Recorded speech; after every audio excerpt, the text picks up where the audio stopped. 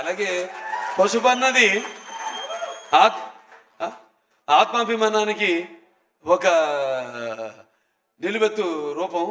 అలాగే పసుపు అన్నది ఆత్మ గౌరవానికి ఎగరేసిన కేతనం. అటువంటి బ్రహ్మాండమైన శుభసూచకం నేను చెప్పేది. ఎందుకు శుభసూచకం చెప్తున్నానంటే 2014లో అప్పుడు ఎలక్షన్స్ ముందు విడుదలైంది సినిమా లెజెండ్. దాని ప్రభావం ఎంత ఉండిందో ఆ ఎలక్షన్స్ యొక్క రిజల్ట్స్ ద్వారా మనకు తెలిసింది. ఇవాళ మళ్ళీ రేపు ఎన్నికలు రాబోతున్నాయి. మేము ప్రతి సినిమాలో కూడా ముందే ఊహించి 10 ఏళ్ళ తర్వాత జరగబోయేది ఎప్పుడో లెజెండ్లో చెప్పాము, అఖండాలో చెప్పాము. ఎలా ఇక నేను ఎక్కువ రాజకీయాలు మాట్లాడదలుచుకోలే, ఇక రేపటి నుంచి ప్రచారం ఉంది, అక్కడ మాట్లాడతాను. ఏమేమి జరగబోతాయో ముందుగానే మేము ఊహించి వాటి గురించి చెప్పడం, అవి వాడు నిజం కావడం. సో ఇవన్నీ ఏంటంటే మాకు నేను చెప్పాను, మనకంటే జరగబోయేది అది యాదృచ్ఛికమో కాకతాళీయమో అది మాకు ఒక మన స్ఫురణలోకి రావడం, అది చూపించడం, అలాగే ఇప్పుడు జరగడం, ఇప్పుడు ఆ సంఘటనలు ఇప్పుడు జరగడం అన్నది దురదృష్టవశాత్తు నిజ జీవితంలో మనం చూస్తున్నాం. సో ఎంత ప్రభావం, ఎంత సినిమా మాధ్యమం అన్నది ఎంత ప్రభావం ఉంటుందో అది రేపు ఎలక్షన్లో చూడబోతున్నారు మీరు. మళ్ళీ సినిమా అనుకోకుండా నేను 50 ఏళ్ళైంది ఇండస్ట్రీలోకి, ఏంటి వయసు ఇంకా తక్కువే, నేను 50 ఏళ్ళైంది ఇండస్ట్రీలోకి వచ్చి. ఇది నా 50వ సంవత్సరం. 50వ సంవత్సరంలో మళ్ళీ లెజెండ్ రిలీజ్ కావడం 2014 రోజులు గుర్తు చేస్తుంది నాకు, సంవత్సరం గుర్తు చేస్తుంది నాకు. మళ్ళీ ఈ సినిమా ఎలక్షన్స్ ముందు రిలీజ్ కావడం అంత కాకతాళీయం, యాదృచ్ఛికం, అంతే. జయం మనదే.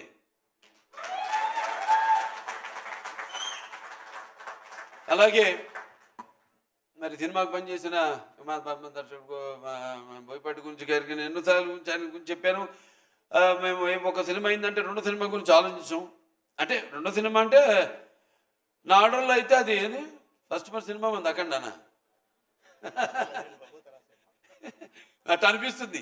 రివర్స్ ఏదో ఫస్ట్ పిక్చర్ సింహ అయిన తర్వాత ఎప్పుడు లెజెండ్ జరిగేటప్పుడు సినిమా గురించి మాట్లాడుకోవడం, దాని రికార్డు గురించి కానీ దాని అసలు దాని ప్రసక్తే రానివ్వలేదు ఎక్కడ. అదే మనం అఖండ చేస్తున్నప్పుడు లెజెండ్ గురించి మాట్లాడుకోలేము. మేము రేపు జరగబోయే సినిమా గురించి కూడా మేమేం మాట్లాడుకోము. మేము మాటల మనుషులం కాదు, చేసి చూపిస్తాం అంతే. మా వైబ్రేషన్స్, మా ఈ తరంగాలు, మా ఆలోచనలు ఒకటే. అంటే మా మాట కలిసింది, అలాగే మా పదం కలిసింది, అలాగే మా అడుగు కలిసింది, మా భుజం కలిసింది. అదే చెప్పగలుగుతాను. ఇంకా బోయపాటి గురించి అంతకంటే ఎక్కువ నేను చెప్పను. ఇక ముఖ్యంగా అందరు రాంప్రసాద్ గారు, ఇక ఆయన ఫోటోగ్రాఫర్ రాంప్రసాద్ గారు చాలా అద్భుతంగా సన్నివేశాలన్నింటినీ కూడా ఎంతో బాగా చిత్రీకరించారు. ఇంకా మా మ్యూజిక్ డైరెక్టర్ డిఎస్పి మంచి బాణీలు సమకూర్చాడు ఆయన. ఆణిపుచ్చల్ లాంటి పాటలకి మంచి మణిపూసల్ లాంటి బాణీలు సమకూర్చాడు ఆయన. అలాగే ఇక మా అందరూ, ఇక మా ఎడిటరు కోటగిరి గారు, అలాగే మా ఆర్ట్ డైరెక్టర్ ప్రకాష్ గారు, అందరూ కూడా ఎంతో కష్టపడి ప్రతి మా ఆర్టిస్ట్ ఉన్నారు ఇక్కడ అందరూ.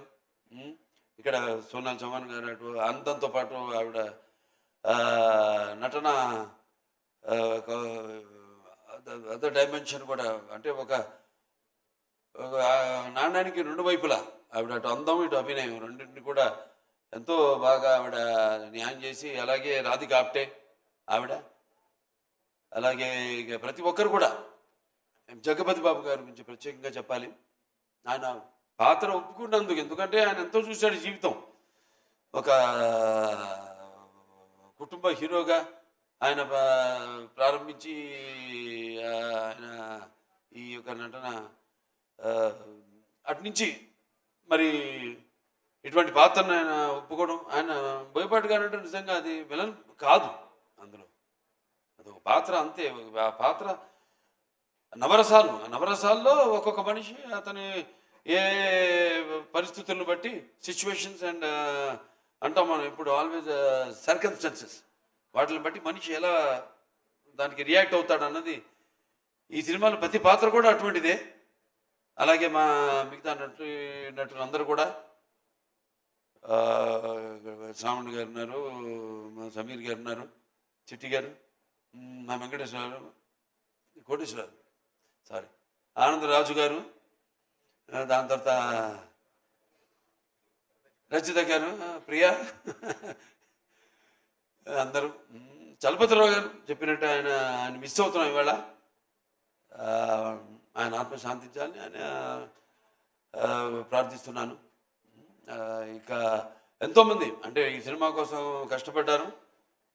అది కార్ డ్రైవర్ నుంచి కూడా ప్రొడక్షన్ మేనేజర్ నుంచి లైట్ బాయ్ నుంచి ప్రతి ఒక్కరు కూడా ఎంతో కష్టపడ్డారు ఈ సినిమాకి. ముఖ్యంగా అందరికీ, ముఖ్యంగా ప్రేక్షకులకి. ఎందుకంటే మేము అక్కడ వైజాగ్లో షూటింగ్ చేస్తున్నాం, రామకృష్ణ బీచ్ రోడ్లో.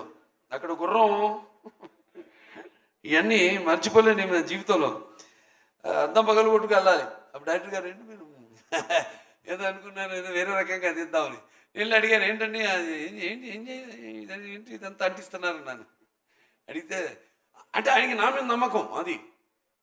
అంటే బాబా అది మనం ఏదో గ్రాఫిక్స్ నేను చేసేస్తాను అని ఏమనలేదు కూడా. చూసి ఓకే బాబా షోరా చేస్తావా అన్నాడు. చేస్తాను అంతే, అయిపోయింది. 5 నిమిషాల్లో అయిపోయింది షాట్. నిజంగా దాన్ని బగలు కొట్టుకుని పాత్ర అనేది, పాత్ర ఎటువంటిదంటే ఓ మనిషి, నేను ఎప్పుడు చెప్తుంటాను, ఒక పాత్ర అనేది మనకి పరిచయం లేని పాత్ర. అది ఏదో రైటర్స్ రాస్తారు బ్రహ్మాండంగా, దాంట్లోకి వెళ్ళిపోతాం మనం. అంటే ఊరికే ఒక పాత్ర అనేది ఏడవడమో నవ్వించడమో లేకపోతే అరవడం కాదు. ఆ పాత్ర అనేది ఆ పాత్ర యొక్క మూలాల్లోకి, ఆ పాత్ర యొక్క ఆత్మలోకి మనం వెళుతున్నాం. ఆ పాత్ర యొక్క అనుభవాలు మనకు తెలియదు. సో ఆ పాత్రలో మనం వెళ్ళినప్పుడు ఎన్నో దెబ్బలు తిన్నాను, జాగ్రత్తగా ఉండమంటారు. పాత్రలోకి వెళ్ళినప్పుడు గిచ్చుకోమంటారు నిన్ను, నువ్వు ఆ పాత్రవి కాదు, నువ్వు పలానా బాలకృష్ణవో, లేకపోతే నువ్వు పలానా సునాల్ చబాన్వో, లేకపోతే నువ్వు అలా సమీరను. అదొక పాత్రలాగా తయారాడు. అది వంట పాత్రలు ఉంటాయి, గంగాళాల్లో ఉండేవారంట ఆ రోజుల్లో, ఊళ్ళల్లో. నీకు కవలలే. సరే, చాలా సంతోషం. ఇవాళ మళ్ళీ సినిమా రిలీజ్ అవుతుంది. నా అదృష్టం ఏంటంటే ఇవాళ నా తర్వాత తరమే కాదు, నా మనవడు ఆ తరం, నా అబ్బాయి కాదు, నా మనవాళ్ళ తరం వాళ్ళతో కూడా నేను కనెక్ట్ అయినందుకు ఆ కళమ్మ తల్లికి నాకు ఇన్ని అవకాశాలు ఆ భగవంతుడు ఇచ్చినందుకు ఆ కళమ్మ తల్లికి నా ధన్యవాదాలు తెలియజేసుకుంటాను. ఒక అన్స్టాపబుల్ కానివ్వండి, లేకపోతే రాజకీయంగా కానివ్వండి, హిందూపూర్ ఎమ్మెల్యేగా కానివ్వండి, అక్కడ నేను అందిస్తున్న సేవలు కానివ్వండి, ఒక Basavatarak Indo American cancer hospital and research institute చైర్మన్గా కానివ్వండి, ఇలా ఇన్ని పాత్రలు నిజ జీవితంలో పోషిస్తూ వాటికి న్యాయం చేస్తున్నాను అని నాతో పాటు నా సినిమాలు అయితేనేమి వాటిని విజయం చేస్తూ, అలాగే నా క్యాన్సర్ హాస్పిటల్కి అయితేనేమి నేను ఎక్కడికి వెళ్ళినా కూడా చేతులు చాచినప్పుడు వాళ్ళు దాతలు, వాళ్ళు మా ఆసుపత్రికి అండగా ఉంటూ, అలాగే మా హిందూపూర్ మా నియోజకవర్గం ప్రజలైతేనేమి వాళ్ళు నాతో పాటు సహకరించి అక్కడ వాళ్ళు కూడా యథా రాజా తథా ప్రజ అంటాం. సో అలాగే నాతో పాటు వాళ్ళు కూడా, నా అభిమానులు అయితేనేమి వాళ్ళు కూడా ఎన్నో సాంఘిక సంక్షేమ కార్యక్రమాల్లో పాల్గొంటున్నందుకు చాలు. ఇంకా ఈ జన్మకి ఇది ఇంకా మీరు ఇది ప్రోత్సాహం అంటాను. సినిమాల విజయం అయితేనేమి, నేను ఏది చేస్తున్నాయితేనేమి, ఇది ఇలాగే ఈ యొక్క మన అనుబంధం అన్ని రంగాల్లో ఇలాగే కొనసాగాలని మనస్ఫూర్తిగా కోరుకుంటూ, ఇంకా మా శాయశక్తులు మేము ప్రయత్నిస్తాం. తప్పకుండా ఎప్పుడు ప్రయత్నిస్తాంతోనో మొదలవ్వాలి. ఏదో మొదటి సినిమా మళ్ళీ అది నాకు ఇది 109వ సినిమా ఇప్పుడు రాబోతుంది.